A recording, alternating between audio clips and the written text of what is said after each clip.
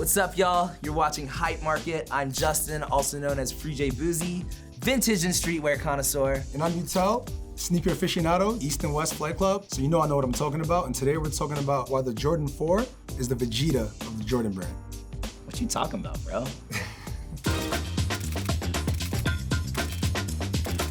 So yo, what do you mean that the Jordan 4 is the Vegeta of the Jordan brand? Okay, so everybody knows the Jordan 1, right? Yeah, of course. Like people wear them to their weddings, people 50, 60 years old wear them. Of course. Kids wear them. Like that's the one, right? That's the one. No pun intended. So that's the Goku. I got a version of the lineage of the one on right now. Right. I feel you. It's You know easy what I'm to wear. I woke up this morning, I was like, all right, for sure. Right. T-shirt, jeans, ones. Okay. Easy, right? Goku's an easy hero to root for, right? Yeah, for sure. He's the main character. He's the main Dragon character. Ball Z, okay. And He's Dragon Ball. likable. So when I say the Jordan 4 is the Vegeta, I feel like there's a little more complexity to it, rather than just the simplicity of a 1 or a 2 or a 3. It's got a little bit of a chip on its shoulder. It's Right. not as iconic as the 1. It's not as iconic as just like a bread 1, but it definitely has a lot of complexity to the design. We have a different tongue shape for the first time. We have mesh, different lace locking options. And so yeah, it definitely has a little more complexity. Like Vegeta in the show is a wildin' ass motherfucker. You know what I mean? So like, yeah, I understand, right? Like the 4 is fire. It's cool. We've had a bunch of great collabs as of recent. Good colorways have been re-retroed,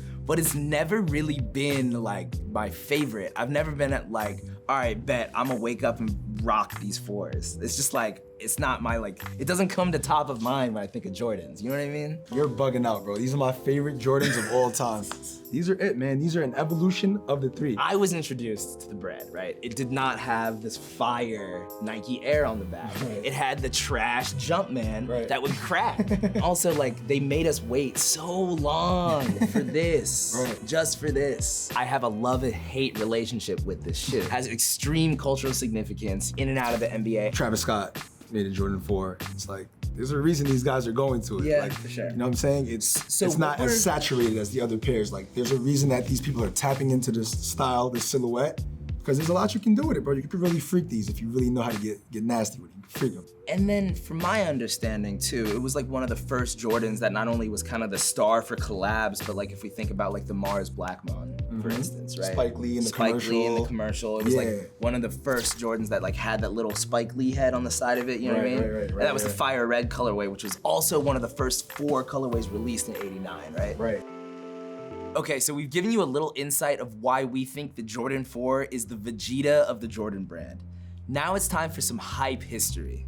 Okay, so Eutel, what was that moment for the Jordan 4, man? Like, how did it become what it is today? It was 1989. I feel like it's a campfire story. Like I'm just sitting, everybody's sitting around. The year was 1989, and Bulls are playing the Cleveland Cavaliers, and the series is tied 2-2. And Michael Jordan, up until this point, he's won scoring titles. He's the best player in the league, but he hasn't really shown the world that he could go to that next level, right? And Jordan hits that iconic shot over Craig Elo, where he's hanging in the air and he double clutches and he throws the ball in. The shot over Elo! And he's jumping up and down, he's jumping up and down. He was wearing the Jordan 4s. That was one of the most iconic moments in Michael Jordan's career and one of the most iconic moments in NBA history. It's called The Shot. And I think also that speaks to our point about why the Jordan 4 is the Vegeta of the brand. Yeah. That was such a triumphant moment. Like he misses that shot, you know, they lose that series, and it's, can Jordan do it? Can he do it? He came in clutch, came and he saved Goku's ass, and I think the Jordan 4 shows that heart, that grit, and I think Jordan showed it at that moment, and that's what makes it, you know, what it is. And the rest is history. That's a fact. Okay, so Eutel, what is your history with the Jordan 4? I'm from New York, born and raised, right? And I got into shoes around like 2005, 6, when I was like a sophomore, freshman in high school. And sorry, mom, sorry, grandma. I used to cut school and go to Soho, and I used to scour all those stores looking for, you know, unique OGs. We call them OGs because they weren't re-released yet. Yeah. So I used to look for cool OGs, cool Jordans. And I found this store called World NYC, right off Rivington, near A-Life, famous New York store.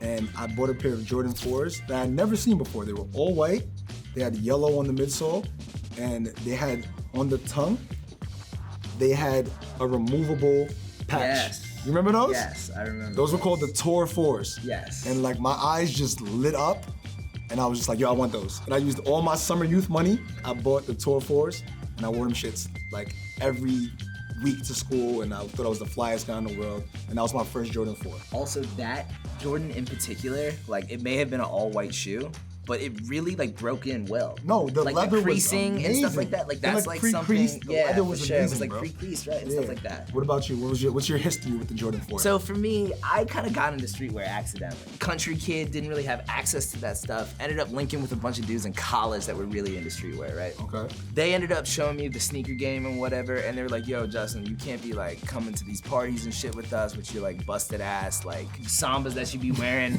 So, you know what I mean? At this point, I've been wearing sambas from like soccer camp when I was 4 years old to like senior year of high school. You know what I mean? Hey, different strokes, man. People develop at different speeds. Don't hold it against me. I'm man, not, bro. Right? Live your truth, bro. The first Jordan I got, fucking hard, 8 lows. 8 lows? Yes, 8 lows. Nobody's coming out the gate with 8 lows. No one's You know what ever I'm told me saying? their first pair of Jordans Yeah, was a that's pair what I'm of 8 saying. lows. Nobody. That's a first, Nobody's bro. ever. That's a Right? first. And then my second pair was metallic 5s. Third pair were the breads, bread 4s. But it wasn't this bread. You see, this bread I'm not so mad at because it's got the iconic Nike Air on the back. I had the dusty little Jumpman. It was a rough first impression for the Jordan 4s. That's why you got that love. It wasn't the best impression. Right. You know what I mean? But the beauty of it is you always get a chance to make things right. And I think Vegeta did that. You know, when he turned back and he said, you know what? I know I just went crazy. I know I tried to kill everybody, but I'm gonna make things right. And I think with the new current collaborations and releases of the 4s, I think they could even win over the staunchest critics like yourself, bro. Hey man, I'm a Grinch. That brings us to today with some of the newer releases, some of the new collaborations, some of the next level Jordan 4s that have been releasing. You can speak to these, right? The Union 4s, you're familiar with Union. Of course. brand. So if we're talking about great releases of today, you cannot skip over this.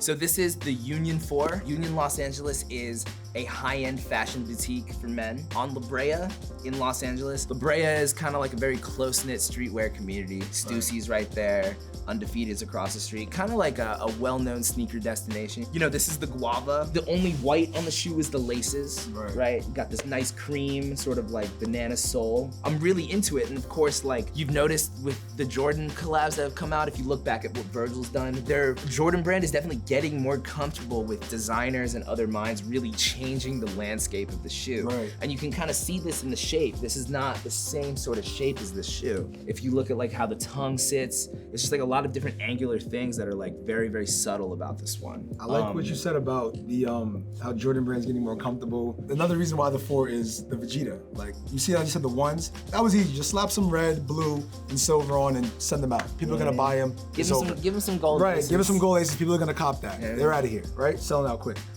These, there's so much more history behind them. It makes me think about when Vegeta would train in 0 gravity and do 1-finger push-ups and shit. And could be stuck to the ground and still be shooting robots. And it's like, there's so much more story and history in the Jordan Unions as opposed to the Jordan 1s. So we've gone through the hype, gone through some of the history of the Jordan 4. I think now it's time to get into the market value of some of these shoes in the segment we call Plus Tax. So this is Plus Tax, and we're gonna weigh in and let you guys know whether you should buy, sell, or hold some of these classic 4 colorways. But before we get started, I gotta check on my co-host. You need a stool, bro?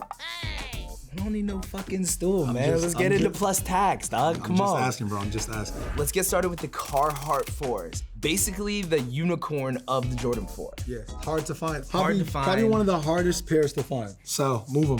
Very similar to the Carhartt 4 is the Undefeated 4. Yeah, another friends and family type of pair. You know, these came out back in 05, and these are one of the hardest shoes to acquire in history. And also, we've also seen 2 other great examples of the Friends and Family Jordan 4s is the purple and the gray Travises as well. Those are insane. So it's actually a good thing you brought up the Cactus Jacks because the Friends and Family purple pair that I need so bad, they actually go for over 30K. What's wrong with y'all? Off-white 4s. That's tough, depending on what size you have. If not, if you love them so much and you're an off-white fiend, you can hold them. Cause 4s. My whole thing with the Cause 4s is dudes that really fuck with Cause have those office jobs, they got them salaries, they're okay with spending a lot of money on some resale shit. So hold on to them joints, bust them joints back out in 5-10 years. You know what I mean? I would rock those. I would rock those. You rock them? I actually do have the black pair. Yeah. And I've rocked them, so it kind of. Do you like the black better than the gray?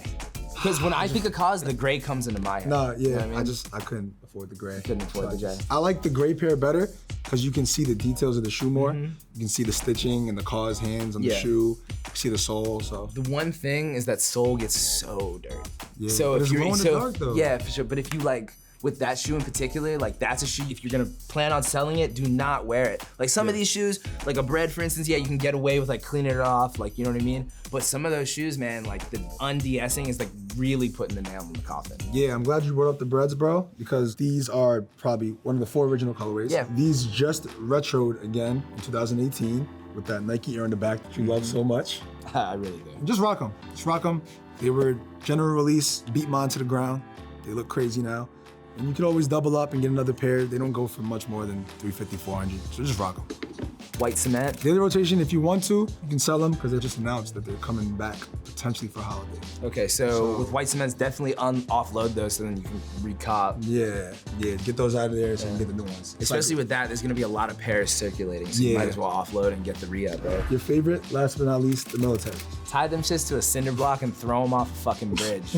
And what about fire reds? I haven't seen them in a long time. They really don't make too much noise anymore, I don't know why, right? yeah. Also, because you know, fire red 4s, Mars Black Mons. You have a pair of Mars Blackmans, hold those down. You Enjoy know. them shits. Right. Treat yourself, man. Go to a park or something. You know what I mean? Sign them real quick. Yeah, if you ever run the Spike, sign them. So I would hold those down. The Mars, definitely, those are a keeper. The Laser Force. Definite sell. I don't see them appreciating in value much more. Kind of outdated, so get those out of there. The Oreo 4. All right, first of all, you're not gonna find them fresh, so you might as well just keep them. And I'm challenging you on the comments, man. If y'all have a fresh pair of Oreos, I need y'all to send us pictures. I don't believe it exists. Right? No, it doesn't exist. It doesn't exist. Eutel, after hearing your side of the story, you gave me a little bit of history. I'm not such a hater anymore, man. Okay, I was being a Grinch. I was being a Grinch. You know, my heart's a little like 3 sizes too small. Yeah. I think it's back to full size. It was dark on that side too, man. I had a lot of hate in my heart for the 4s. I had to bring you to the light, bro. Yeah, man. I had to bring you to the light. I had to show you why the 4s are great, why they're goated. I had to bring you to the light. Vegeta ain't so bad, man, you know? He's not. He's a little cranky like he was. He's a little cranky like he was, but he's not so bad. So we talked about why we think the Jordan 4s are the Vegeta of the Jordan brand. We gave you a little bit of hype history. We even gave y'all some facts on what you should sell, keep, hold, and anything else? Honestly, just let us know what you think. Are we full of shit? Do you think the Jordan 4 is the Vegeta of the Jordan brand? Is it the Piccolo? You know, is it Piccolo? Is it Krillin? Krillin? Is it Trunks? Yeah. You know what I mean? Let us know in the comments, yo. And that's it for this episode of Hype Market. I'm Justin. And I'm Eutel. And we will see you next time. Peace.